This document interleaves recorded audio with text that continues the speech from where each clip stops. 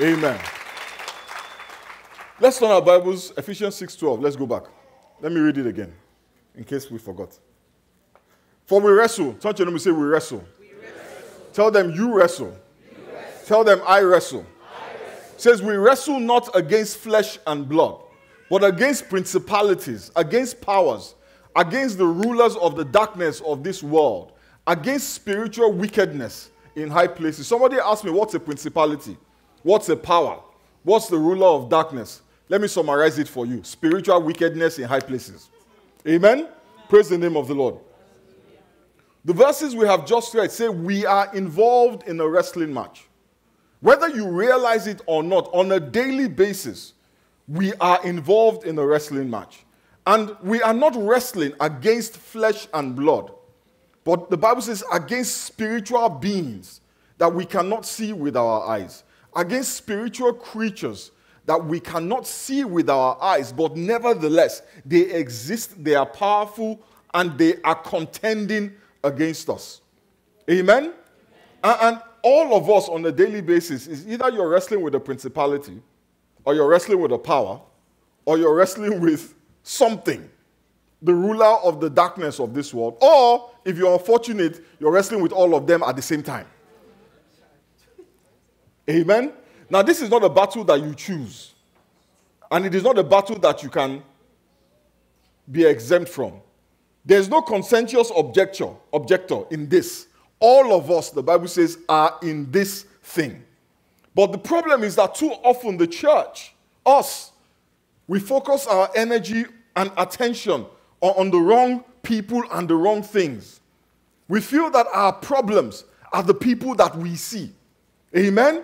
The people that are hostile, the people that are belligerent, the people that are outright evil. We see these people and we think that they are the problem. But the Bible says our quarrel is not with flesh and blood. Amen. If you can see the person, that is not your problem. Hallelujah. If you can see them, if you can hear them, if you can touch them, they are not the problem. Amen? Amen? Amen. They are just the fronts. They are the pawns. They are the instruments that the forces of darkness use to carry out their agenda. They are simply the weapons of the enemy. Amen? Amen? Any soldier with a brain knows that when the enemy is in front of you, confronting you, holding a weapon, let's call it a submachine gun, and shooting at you, our instinct is to try and take the weapon from the enemy or destroy the weapon that the enemy has. But imagine for a minute that that person that is shooting at you, that you're trying to take the gun from, has 100 other guns. What would be the use of taking that gun? It will give you momentary respite, but immediately he will pick up another one. So when you focus on the enemy's weapons, you're making a mistake. You need to focus on the enemy. Amen. That is why policemen, when they are fighting with robbers or thieves or whoever, they're not trying to shoot the gun out of the person's hand. Because if they shoot the gun out of the person's hand, what if the person has another gun? So they shoot to kill. Because the way to have victory is to neutralize the enemy. A more effective strategy is that we neutralize our enemy, not just the weapons of the enemy. And in order to do that, there are a couple of things that we must know. The Bible says people are perishing for a lack of knowledge. Marriages are being destroyed. Careers are being destroyed. People are perishing because they lack knowledge. Because they do not have access to information. But you know what? I almost want to dispute that. Because these days we have Google. Amen? And with Google, you have access to knowledge. There is, just Google, what does the Bible say about marriage? You will get 25 million hits. So it's not that we don't have access to knowledge, it's that we do not imbibe the knowledge. And when we do imbibe the knowledge, we do nothing with that which we have imbibed.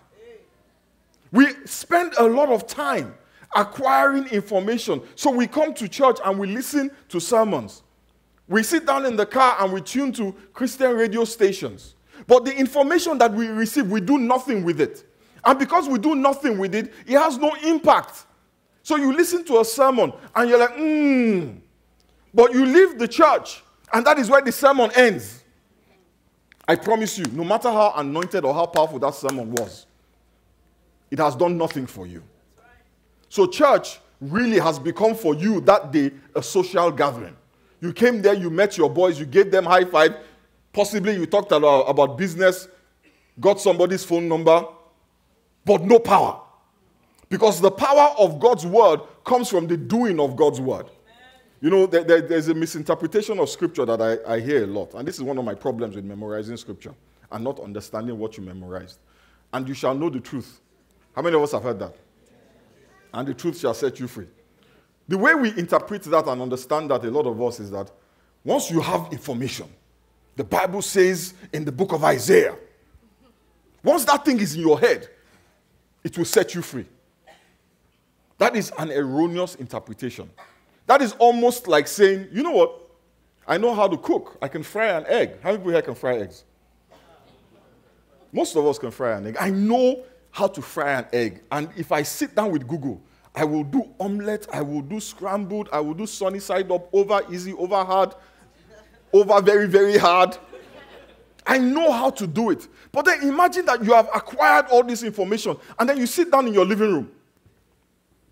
You know the truth. You are intimately aware of the truth. You watch the YouTube videos, but then you sit in your living room and you are waiting for a plate of scrambled eggs to show up. Hunger will kill you. The Bible says a little sleep, a little slumber, a little folding of the hands, and poverty creeps in. The Bible says the things that have been revealed, they are for us and our children to do. That's why the Bible says it is not enough to be a hearer of the word, but you must also be a doer. This is elementary. This is basic Christianity. This is Christianity 101. But the reality is that many of us, we hear and we don't do. So it does not work. So you're sitting down literally in your living room waiting for a plate of eggs to show up. And you are mad at God. Where are the eggs? Where are the eggs? Where are the eggs? What have you done? You have to take the information that you have and apply it. That scripture, and you shall know the truth, is not talking about information. It is talking about Jesus as the truth, as the way and the life. And you shall know Jesus, and Jesus shall set you free. Amen. So don't sit down thinking, you know what? Pastor preached a beautiful word today. He said it is well. So I'm going to just sit down.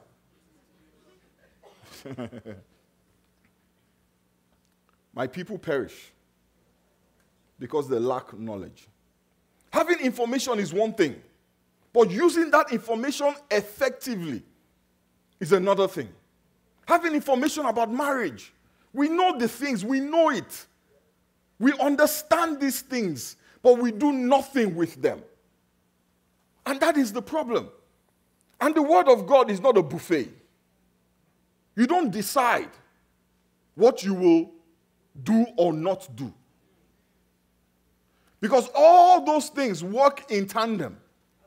They are a combination of drugs for your situation. But then you decide, you know what? I like the color of this pill.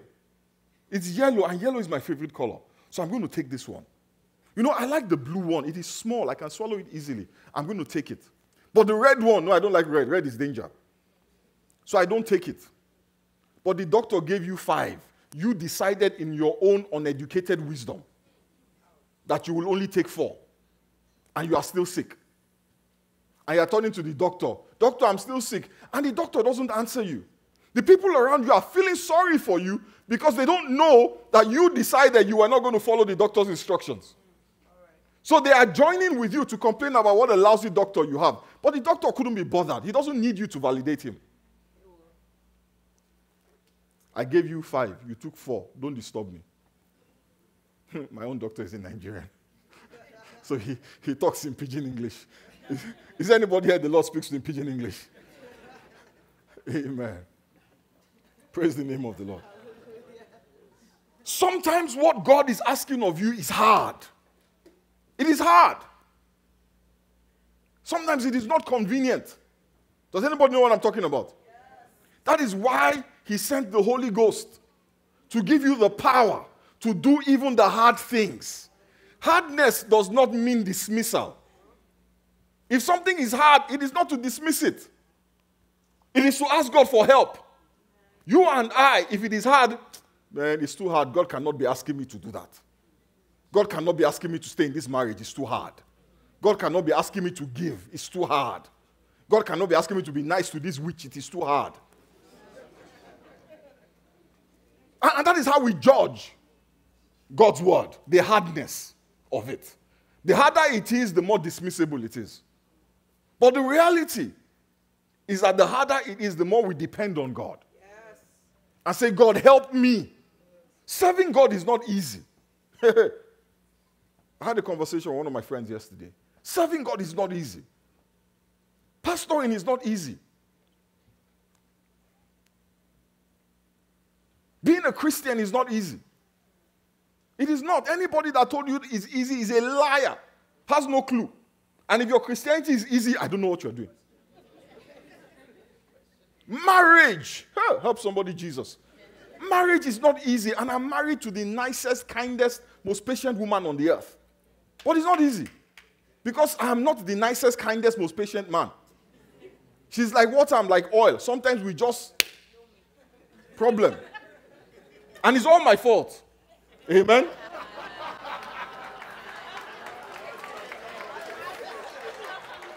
My wife is perfect. Sometimes it is all my fault. It is always all my fault. So my wife needs the power of the Holy Ghost to give her strength to put up with me. Amen? That is the reality. She's not going to chuck me because I'm hard, because I'm tough, because I'm difficult, because I'm cranky, because I'm impatient, because when church people annoy me, I take it out on her. She's not going to divorce me because when I'm broke, I'm like a bear with a sore head. No, she's not. She's not going to chuck me because, I snore. Because I leave my shoes where I shouldn't. Because I spend a bit more money than I should. She's going to ask God, God, help me. This man is a prayer point.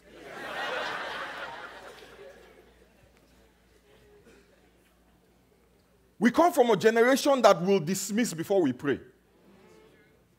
If it's hard, our instinct is to walk away. If it's too hard, it's not God. If it's too hard, it is not God. But where is the power of God if everything is easy? We don't need God if marriage is easy. We don't need God if making money is easy. We don't need God if being a Christian is easy. Just do it. That'll be the slogan in church. Just do it.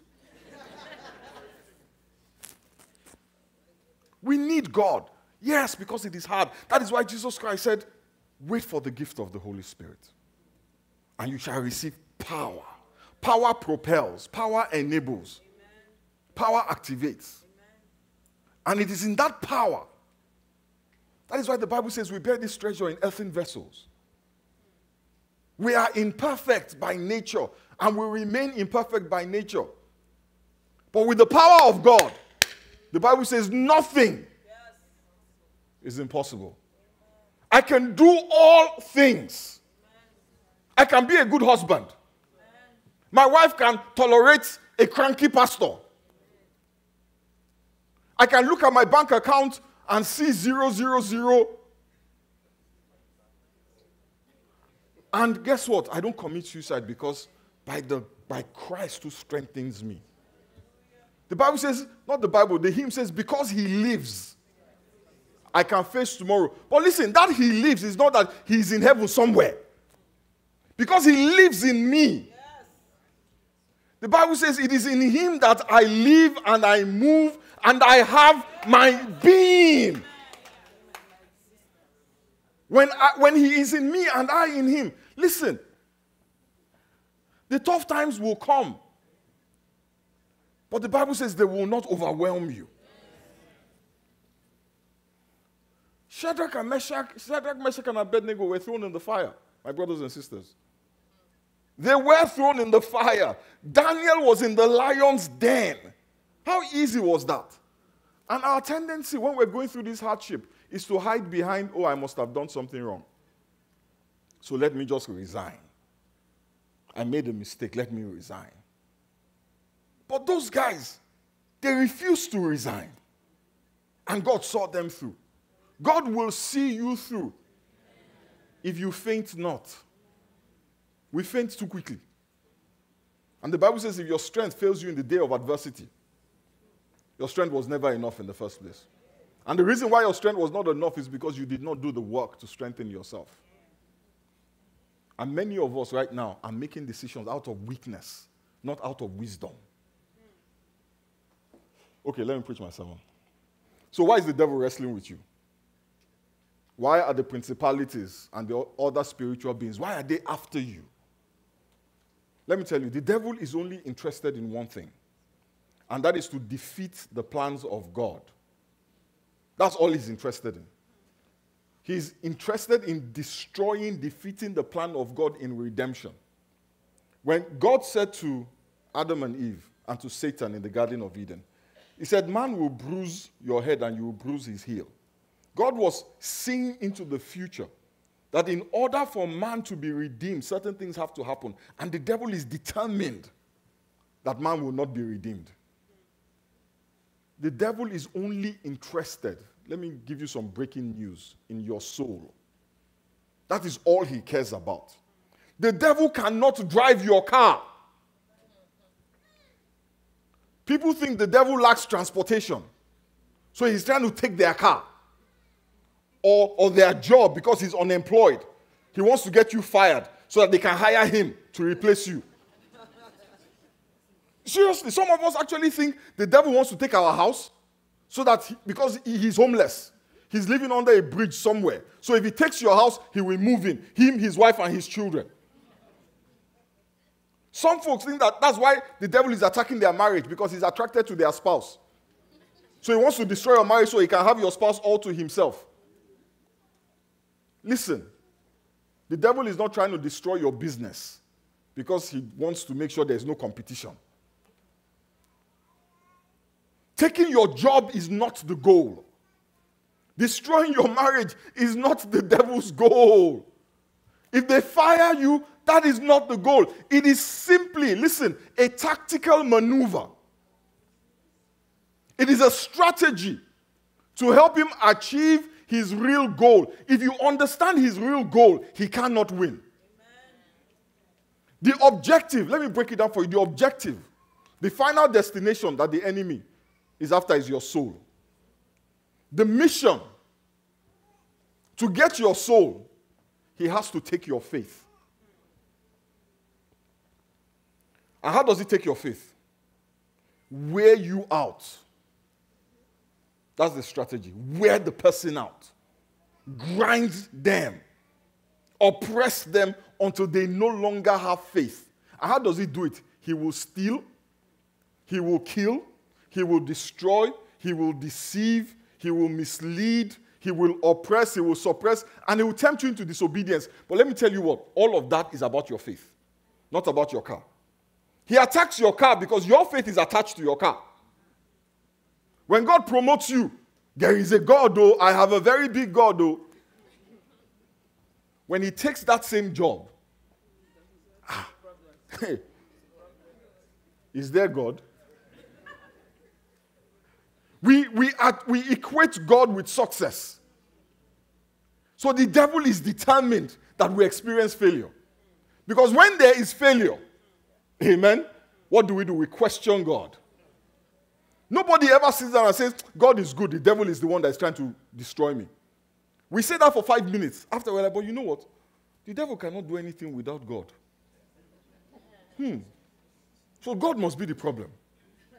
But you know what? They say God is good.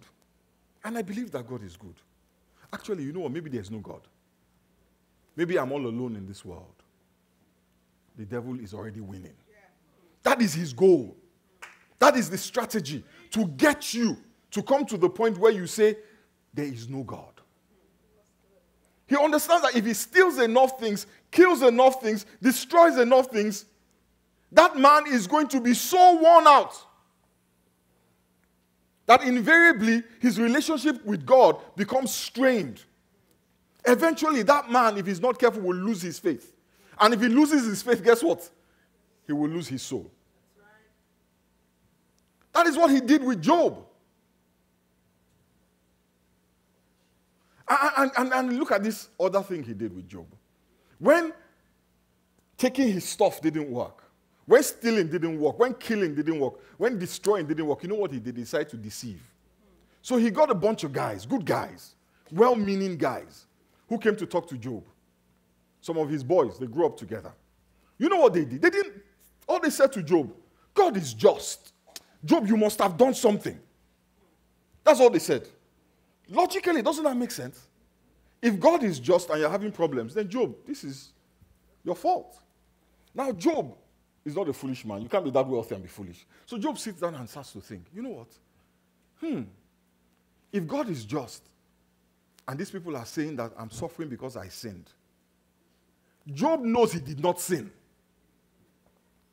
So you know what Job's conclusion is going to be? If Job was like us, there is no God. That is why, after the whole thing, God wanted to deal with those guys. But what did they do? All they said is, God is just, Job is your fault. Why was God so mad at them? Because they had allowed themselves to become pawns. The only person that God did not have a problem with was a guy called Elihu. And all Elihu kept saying was, Job, I don't know what was going on, but God is good. Hallelujah. So be careful of people in your life who are saying the right things, but those right things are making you think the wrong things. All right. Amen? The enemy only wants your soul, but it's an objective he cannot achieve without destroying your faith. That is why Paul said to Timothy in 1 Timothy 6 and 12, says, fight the good fight for your car, for your house. Says, fight the good fight for the true faith. Fight for your faith. The Bible says, guard your heart with all due diligence, because out of it flows the issues of life. It says, hold tightly to the eternal life to which God has called you. Hold on tightly to it. We spend more time holding on to the things, forgetting that it's not about the things. The tighter you hold on to the things, the more devastation your faith will take. That's right. When those things go. Our faith is the most precious thing we have. I don't care what your net worth is. I don't care how much you have in liquid assets. I don't care how much you have in easily convertible assets. I don't care what your 10-year asset project. I don't care. The most precious thing you possess is faith. Because the Bible says if you have faith as small as a mustard seed, you will speak to mountains. If you have faith, the Bible says God will count you as righteous. If you have faith, the Bible says you will please God. Abraham had faith and God counted it as righteousness. And once you have faith, once you guard your faith and protect your faith, when your time comes, and it will come, you will stand before your Maker.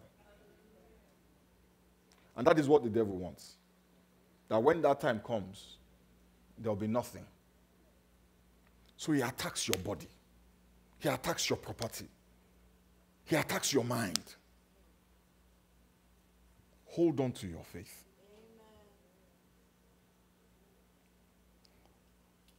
We have, my time is up. I don't have the time to talk about this anymore, but I'm just going to, I'll finish it next week. But God did not leave us defenseless. He gave us armor. 1 Corinthians chapter 10. 2 Corinthians chapter 10. Let me quickly read verses 3 to 5. It says, for though we live in the world, we do not wage war as the world does. The weapons we fight with are not the weapons of the world. On the contrary, they have divine power to demolish strongholds. Listen, we demolish what? Arguments. And every pretension that sets itself up against the knowledge of God. And we take captive every thought to make it obedient to Christ. Do you know why the weapons of God, the Bible says they're not carnal, but do you know why they are taking place, as it were, almost in the mind? Because arguments are where? Arguments are in the mind. Imaginations are where? In the mind. Thoughts are where? In the mind. Because it is with our mind that we interpret what is going on. When they repossess your car, it is your mind that will label that action. It's your mind that will start to say, you know what, it's just a car. God will make a way. Or your mind that will say, hey, God, oh, hey, what have I done again? Can't I just get a break? That's where it starts. Can't I just get a break? What have I done? I was in church. I fasted, I prayed, I gave. I gave a lot. Pastor said we should contribute 10%. Me, I gave 25%. I bought all the chairs that they are sitting on. I've spent all my life serving you, God. Where are you, oh God? It starts off nicely, but by the time we're done, you know what? This Christianity thing, maybe I should go do something else. You see, that process, there's a weapon for it. The Bible calls it the Word of God, which is the sword of the Spirit. It brings down imaginations. It casts them down. It breaks strongholds. We have weapons.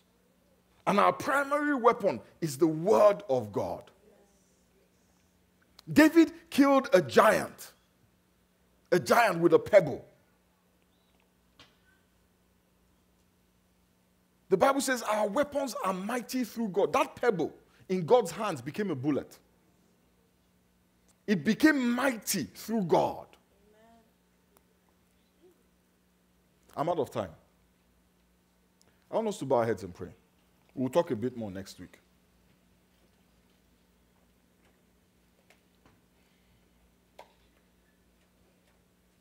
And we just need to pray this morning. There are two groups of people here this morning. There are people who have, as we say commonly, who are born again. And there are people here who are not. You're born again because you have accepted that Jesus died for you. You have accepted that his blood has washed away all your sins. That is what makes you born again. God gave you the gift, and you've taken that gift. You've received it. That's what makes you born again. And then there are those here who are not, who go to church, who are good people, who try not to sin, who try to live well, but they've never acknowledged that Jesus died for them. Listen, without being born again, there is no weapon that you can have. There is nothing, there is no protection for you outside of God. So if you're here this morning and you're born again, just pray for yourself. That the Lord will help you keep your faith. That no matter what challenge you're going through now, the Lord will help you take your eyes away from flesh and blood. The problem is not your wife. The problem is not your husband. The problem is not your boss. It is not the banker. It is not the immigration officer. Your problem is not your sibling. It's not your parent. The problem is spiritual. The Bible calls them spiritual wickedness in high places. And they want your faith, not your marriage, not your job. They want your faith. Ask God to help you protect your faith. And if you have faith, he will heal your marriage. He will heal your business. He will heal your career. He will heal your life.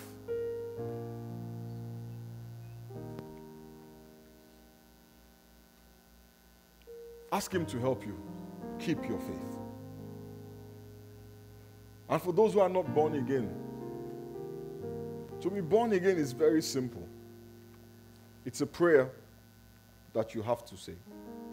A formal acceptance of all that God has to offer. It is simply you saying, Father, forgive me for all my sins. Father, I accept that Jesus died for me, that his blood was shed for me, that through his death, the price was paid for all my sins. Thank you, Father. And if you say that prayer this morning, there's a card in the seat pocket in front of you. I want you to fill out that card and leave it in the offering basket or give it to one of the ushers, because I want to pray with you. I want to pray for you. And I want to share with you the next steps for this season of life.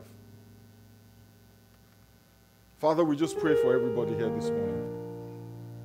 We ask that, Father, you will help us in this time, that we may keep our eyes on what matters, our most holy faith. We bless your name. In the mighty name of Jesus we pray.